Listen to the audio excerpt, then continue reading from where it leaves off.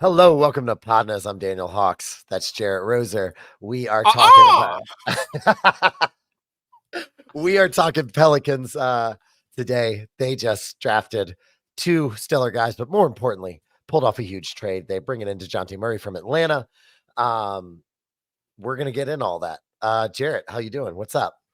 I'm awesome, man. Very excited about the last few days for the Pelicans, and it's been a little bit of a roller coaster for us behind the scenes where I feel like this episode has kind of taken shape and reshaped about 3 or 4 times as we went in wondering when some action was going to happen, and they came out of the draft, no trade, and now there's a trade, but BI is not involved, and so a lot happening very rapidly for New Orleans basketball, and it's been fun.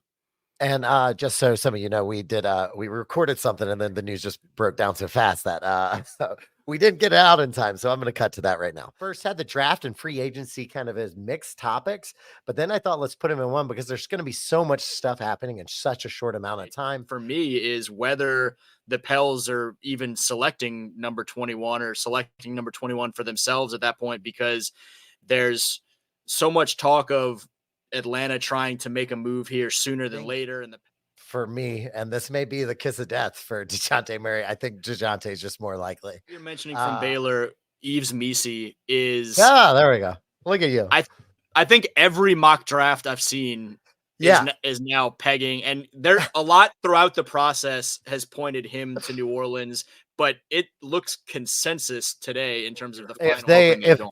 if for some reason they traded up to draft Zach Edey, I'm gonna literally like start a fire in my in my house and sit in it. I All really like where the Pels are in terms of 21 or, being a late teens, early 20s pick. There's going to be a handful of guys that I wouldn't be upset with and would be excited about if they get at first 21. things first. Uh we curse jar Dejounte Murray. Yeah. like This this uh is the most excited I think I've been or can remember being about a New Orleans Pelicans trade, and I've liked a lot of the movement through the years. CJ McCollum was a great move for the team at that time. I really liked the JV trade a few years back for both what they brought in and what they sent out. They've had some nice deals even where they bring even back a lot before of that, draft. the Cousins deal when AD was still Yeah, there. I loved that move. I thought it didn't work out the way we wanted, but it showed flashes of potential before DeMarcus Cousins had that bad leg injury. yeah. But I There's love been this. And no BI. yeah. That was kind of that was a piece of it too. Like there's been some great trades. I definitely don't recall there being another trade that I was as excited about the get and the cost being lower than what I anticipated it being, and it being someone that we had been talking about for 2 months now, wanting to be the guy for me. And so the Yeah. the target that I hoped they would bring in this offseason kind of took shape in a big way. But a lot of those other trades, like the Boogie trade, felt a little bit more short term than DeJounte, who's under contract on a great deal for the next 3 years and then a player Yeah. option. And to swing that deal, still have BI.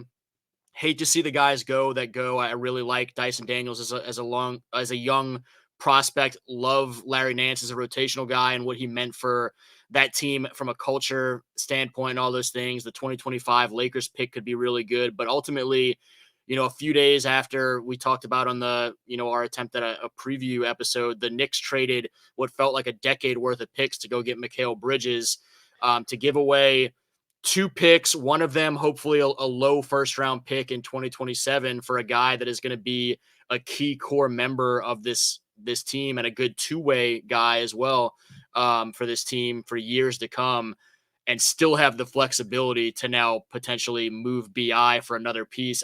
I don't know that they could have asked for a much better trade Friday night. I saw something from I'm pulling it up right now. It's Will Gilroy. Guillory. Um, Guillory, sorry. Yeah, I'm bad with names, man. I'm bad with names. DeJounte Murray and Herb Jones have the most combined steals over the last 3 seasons, with DeJounte at 361, Herb at 338, and they're now teammates. Like, Yeah.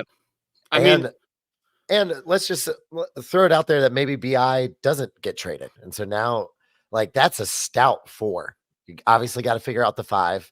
addressed it a little bit in the draft, but you really can't count on a rookie. Is there someone else that you can bring in? But Yeah. that's a Well, look, long, dangerous team on the defensive side of the ball. 100%. I mean, Dejounte Murray's a 6'5" combo guard who handles the ball really well. Prior to getting traded to Atlanta, was a 9 assist a game guy in San Antonio. When Trae Young was out this season, was a 9 Yeah, assist guy in Atlanta. Shot 30, I think 36.5% from three this past year on about twice the volume of what BI was shooting. And so he's been on par as a shooter in recent years with Trae Young. He's improved both volume and percentage each of the last 4 years to where he's now high 30% on 7 attempts per game. He can create a better assist to turnover, more reliable, efficient guy in that capacity than BI or CJ. And so you add a lot to this team both ways. And the roster right now, you have DeJounte, CJ, BI, Zion, Trey Murphy, Herb Jones. And so that 6 guys for your 1 through 4 is a super impressive rotation before you even get into liking what you have in some bench pieces like a Jose Alvarado and a Jordan Hawkins and some others. You do for sure have to continue to address the 5, but they now, with the swing of this deal and still having BI, I think you give yourselves, if you're Griff and company, an awful lot of leverage, in yeah, those BI conversations of, hey, we have now a lot of flexibility to move you. Do you really want to be here and be a part of this yeah. increasingly exciting core? Or do you want to potentially get shipped and make more in a Detroit or someplace like that? And so that conversation gets interesting. You also now, as you look at your options around the country, you can be a little bit more patient in your swing for a veteran 5 if you want to make a deal and say, we were a play-in team that just added an all-star caliber guard and feel pretty good about where we are. We have some flexibility financially to keep BI if we want to. So we're not going to take a bad deal. What do you have to offer us? And be kind of patient and make sure you hit a deal for a big, the same caliber of what you just hit with DeJounte in terms of a price point. Now, all that's great, and we have seen, teams come like this together before, and sometimes they don't work. So, what do we think that the ceiling is realistically for this Pels team? I think the team can be extremely good. The limitation for me is more a factor of how good the Western Conference is than it is Yeah. being worried about the S- Pels. So, Western Conference Finals. Do you think that this team has a final shot? Like, and saying that, yes, the West is really good, and Wimby's not in the picture yet. And that's, Yeah, we're in a shrinking window for when that just starts to become a problem for everyone. yeah. Um, The West was great this year, and Wemby's not there yet. Memphis was down this year, but yeah, is expected to rebound, and so it just gets Memphis had tougher their and 2 best tougher. players just out the whole year. Yeah, Ja with the suspension and then immediately getting hurt, which really sucked. And Triple J was, he was on and off the court all year. And Desmond Bain was hurt all year too, their 3rd best player. Or not all year, but for a majority of that year. So that team's going to come back strong, and I think they're really going to. Also, hold on. Side note. The happiest I was during the draft was yeah. when I knew that Zach Edey wasn't going to fall and go to the Pelicans. Hey, be happy now because again, we talked about it previously. I during the pre-draft process warmed up a lot to Zach Edey, and from a fit standpoint, him going to Memphis alongside Jaren Jackson Jr. I think is a really nice fit for him to go Yeah. be alongside a tall, versatile, switchy, and floor stretching 4, and to be with a guy like a Ja Morant that he can run some pick and roll game with and stuff like that. And so I think Zach Edey has a chance to be a little bit of a headache for Yo, the Pels for years to come. listen, I wish him the best somewhere else.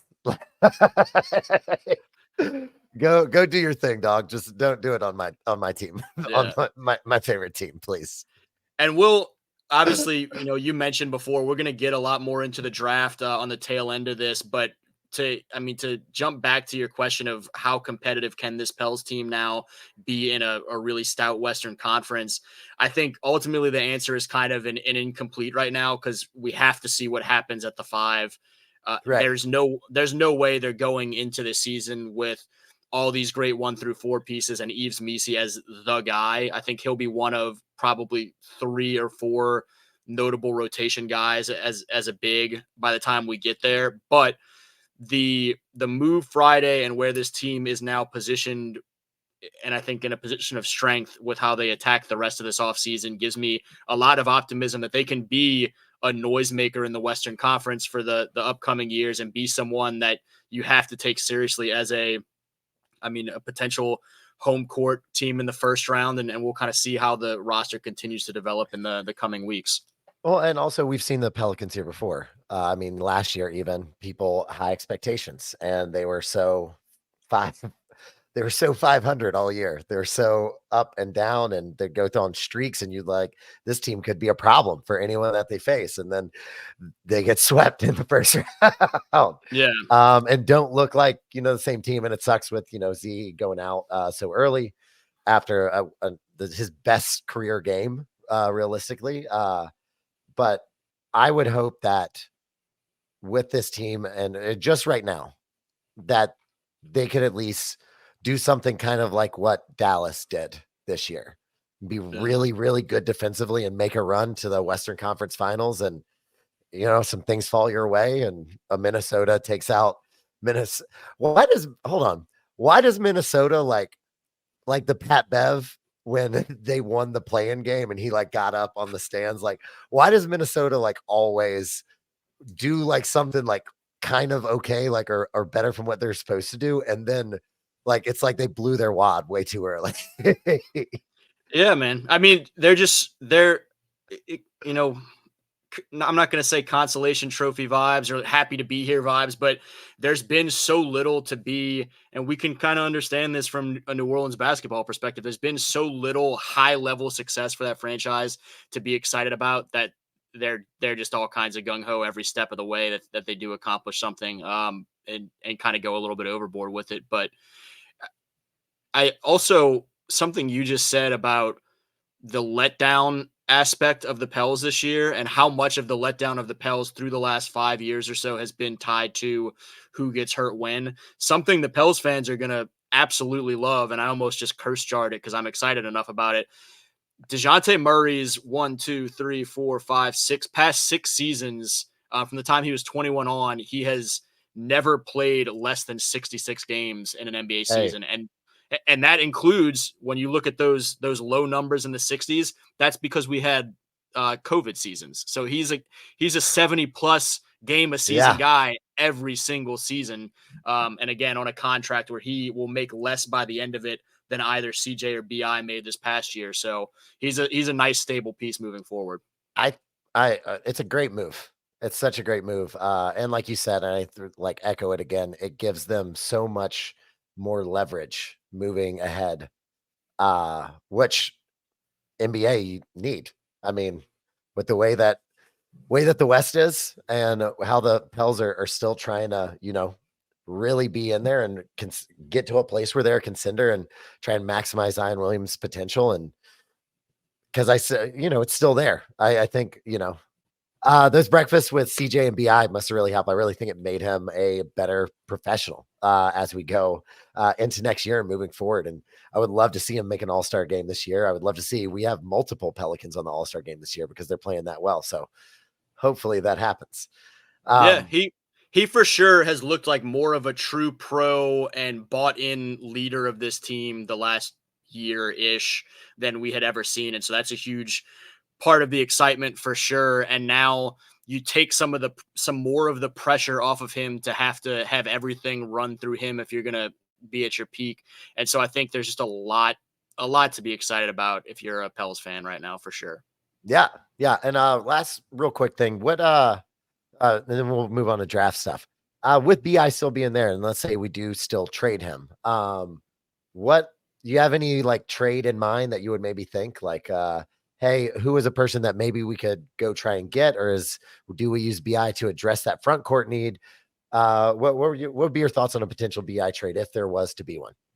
Yeah, I think the beauty, as we keep talking about leverage, is that you have the opportunity, if the right fit from a trade price point. If that's not there, you can move forward and address some things in free agency and have BI be a part of this team if he's willing to work at a feasible number. But I still think we're more likely than not going to see another big trade, and BI is the nice value that you're kind of willing to be flexible with if you're the Pels. And so some of those same names we had talked about previously, like I think a Jared Allen in Cleveland remains somebody worth monitoring. I think he's probably less likely to move now that Kenny Atkinson's been hired as the Cavs head coach, just given their relationship in years past. I think a Walker Kessler in Utah, and watching the way the Jazz drafted, I wouldn't be surprised if you see the potential of a BI to Utah type trade. But I think part of the beauty of the leverage of this is you now have a lot of options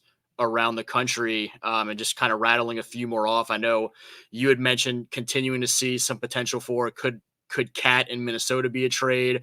I've seen that there's talk of if Portland, who now has a gaggle of yeah, centers. I was gonna say a glut and an overabundance of bigs up there in the Pacific Northwest. Ayton now, a lot of people are saying that the Pels are the favorite to land Ayton if Portland indeed moves Ayton. Wendell Carter Jr. down in Orlando is interesting to me. An older guy on a decent sized contract with only 1 year left, but could be interesting as kind of a bridge guy. Brook Lopez up in Milwaukee. Jalen Duren, a guy that we've talked about in Detroit on this before. I think lower down the list of potential fits, probably, both from an on-court fit and a financial standpoint, Alperen Şengün in Houston. Oh, that would be my favorite. Miles Turner up in Indiana, who I don't know if the Pacers move off of at this point after how big of a role he played for a conference finalist team. But there are what happens in New York, which is now in a wildly expensive roster. Isaiah Hartenstein is a free agent. Mitchell Robinson, how does his financial number factor in with some of the other things happening up there at Madison Square Garden? And so you can be, long story short, there's options, and you can be kind of patient and see what actually is the best value for you and not have to feel rushed into something. And if we were getting upset by injuries, Mitchell Robinson is not the guy to bring in.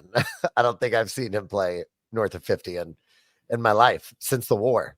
Since the war. Yeah. Look, there's a lot of options. I think right now, Walker Kessler and a Utah trade built around him with additional pieces coming back to New Orleans is maybe as likely as any, and maybe as intriguing as any. Just looking at kind of where he is from a production and age and number on your cap sheet standpoint.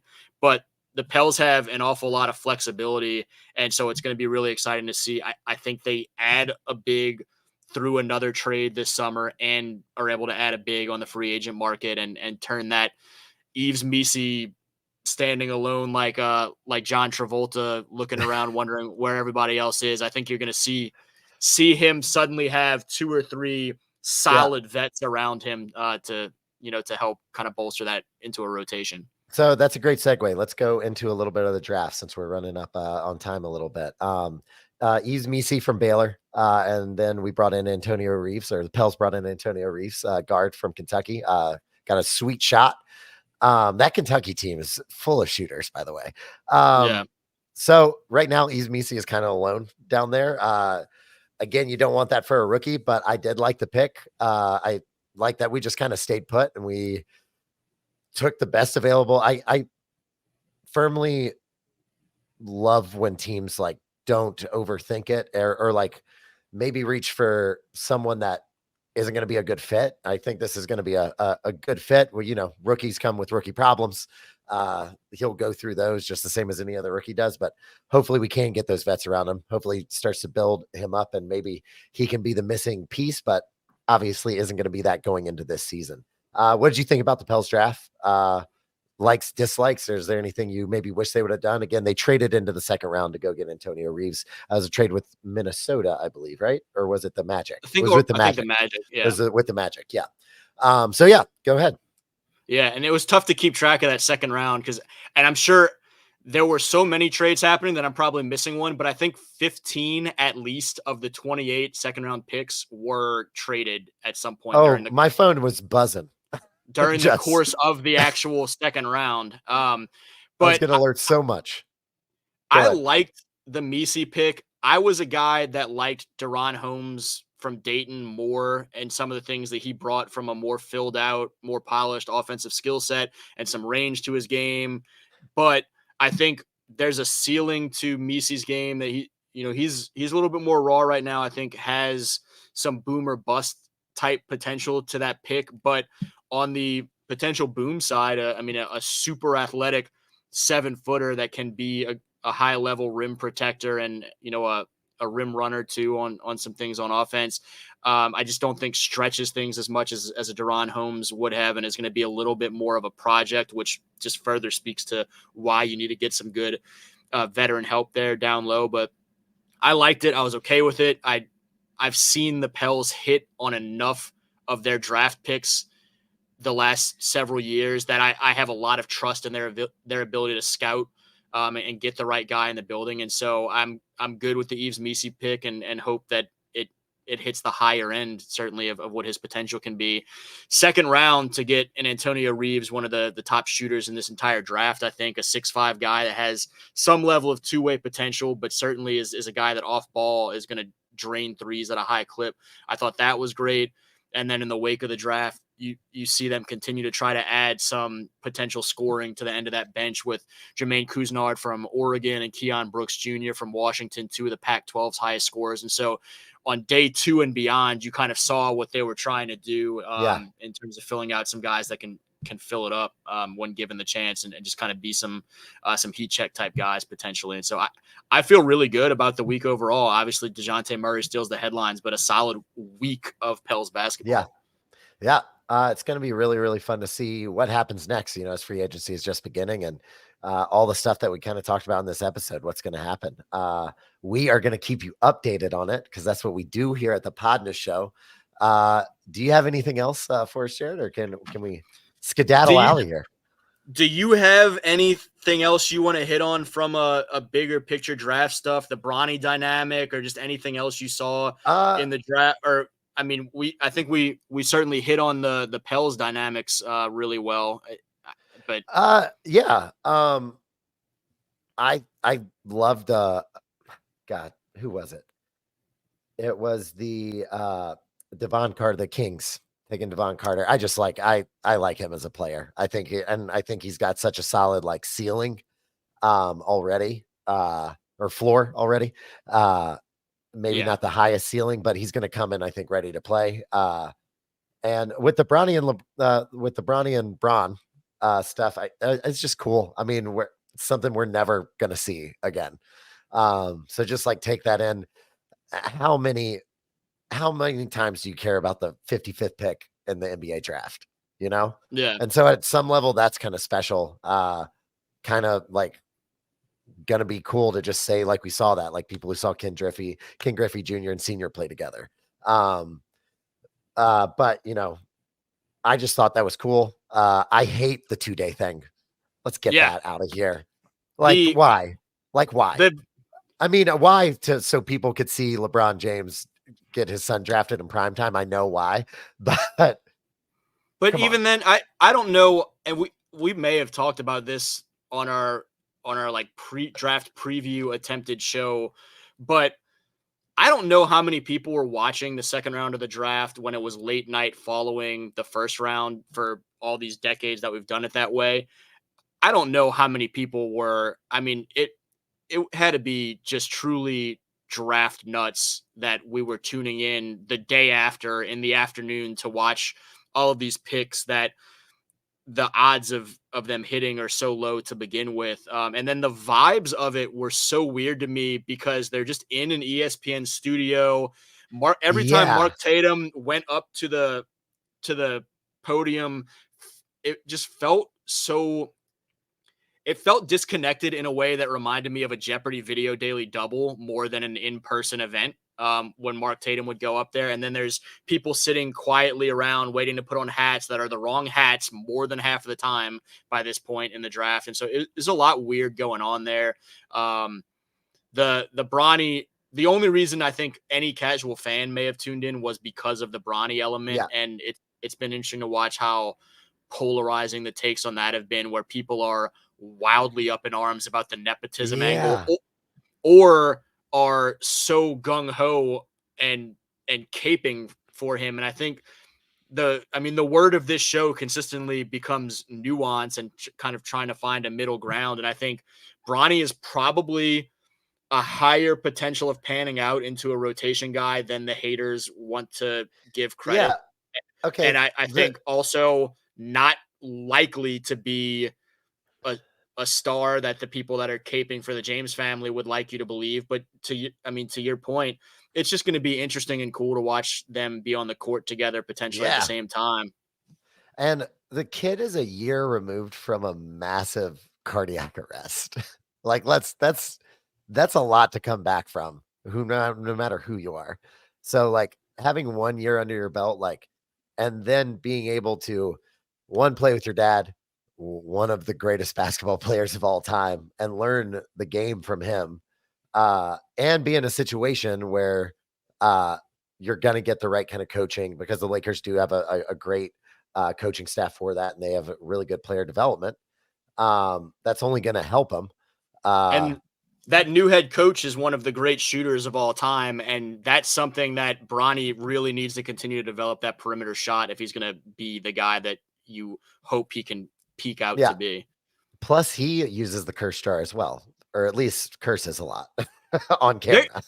there's no, oh yeah, JJ. I was about to say from a personality standpoint, I could see JJ being kind of polarizing. What's interesting to me too with the Bronny dynamic is I've never seen anything from him or heard anything secondhand of reporters dealing with him that hasn't been extremely positive. He seems like a Yeah. great young kid who's really thoughtful, mature, and just wants to go out and ball. And unfortunately, is caught in the middle of all this. And now Yeah. people are so anti Bronny because of just the context around him and not because of anything of his own doing. And so I kind of feel Yeah. for him. I mean, and it's not like I was a LeBron hater when he first got in the league because he had chosen one tattooed on his back. I was like, you haven't done anything yet. Mhm. And carried that weight for a long time. I finally just got to a point where I was like, hey, it's really fun to watch this man play basketball. Why am I going to deprive myself of that just because I have a weird bug up my ass, Like, I'm not gonna do that. Yeah. And I'm gonna tell you, my life's been better ever since. Yeah. uh, Man, the less even you can even the be up in Celtics, arm. like Yeah. the Celtics right now, like, do I like the Celtics? No. Do I want them to win another title? No. Are Jalen Brown and Jason Tatum really fun to watch play basketball sometimes? Yeah. Yeah. Like, yeah. It's great when Tatum's on offensively. It's beautiful. So that's the way to end the podcast, ladies and gentlemen. We went over a lot today. Pelicans draft, Dejounte Murray trade. We're going to keep you up to date on everything else that comes with that. So please, if you really like this, leave a comment. Let us know what you're thinking. Let us know if you agree with us. If you don't, follow Louisiana versus All Y'all's YouTube channel for more updates on not only PODnas, but everything Louisiana sports and recruiting and all the stuff that Jarrett does that's just effing great. Like, I can't curse jar 3 times today. That would be a record that I don't want to get into. Follow us at podness_LA on Instagram. We're gonna have stuff up there soon, I promise. And yeah, that's gonna be it for us. Podness out.